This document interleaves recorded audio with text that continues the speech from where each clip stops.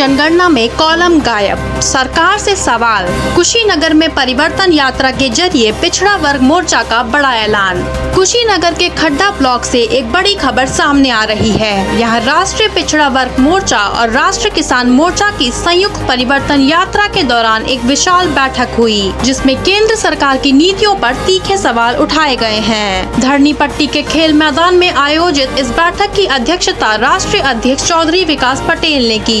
इस दौरान मुख्य मुद्दा था जातीय जनगणना। वक्ताओं का आरोप है कि केंद्र सरकार ने कैबिनेट में जातीय जनगणना को मंजूरी तो दे दी, लेकिन जब अधिसूचना जारी हुई तो उसमें ओबीसी और जाट समुदाय के लिए अलग कॉलम ही नहीं रखा गया। इसे पिछड़े वर्ग के साथ एक बड़ा अन्याय माना जा रहा है।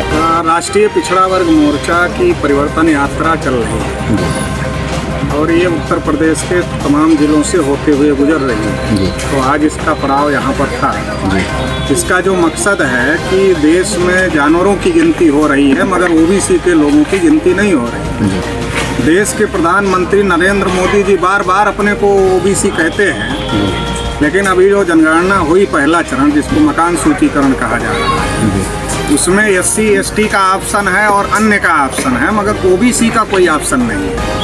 जब ओबीसी का ऑप्शन नहीं है तो ओबीसी के कितने लोग कच्चे मकान में है, कितने पक्के में है, कितने के पास मकान नहीं है, या जो भी ऑप्शन उसमें सवाल पूछे गए हैं, वो जानकारी सरकार के पास कैसे पहुंचेगी?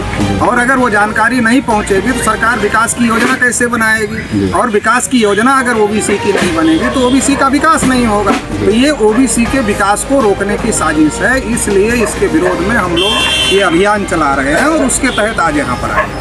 बैठक में केवल ओबीसी ही नहीं बल्कि किसानों के मुद्दे भी गूंजे। वक्ताओं ने न्यूनतम समर्थन मूल्य MSP की कानूनी गारंटी न मिलने की कड़ी नाराजगी जताई। इसके अलावा EVM को हटाकर बैलेट पेपर से चुनाव कराने और VVPAT की 100% पर्चियों के मिलान की मांग भी पुरजोर तरीके से उठाई गई। इस दौरान रवि यादव, नागेंद्र कुमार मौर्य और कैलाश वर्मा सहित बड़ी संख्या में पदाधिकारी मौजूद रहे। संगठन ने साफ कर दिया है कि इन मांगों को लेकर अब प्रदेश भर में जनजागरण अभियान चलाया जाएगा। क्या सरकार इन मांगों पर कोई रुख स्पष्ट करेगी, या फिर ओबीसी और किसान समुदाय का यह आंदोलन आने वाले समय में और बड़ा रूप लेगा, या फिर ओबीसी और किसान समुदाय का यह आंदोलन आने वाले समय में और बड़ा रूप लेगा?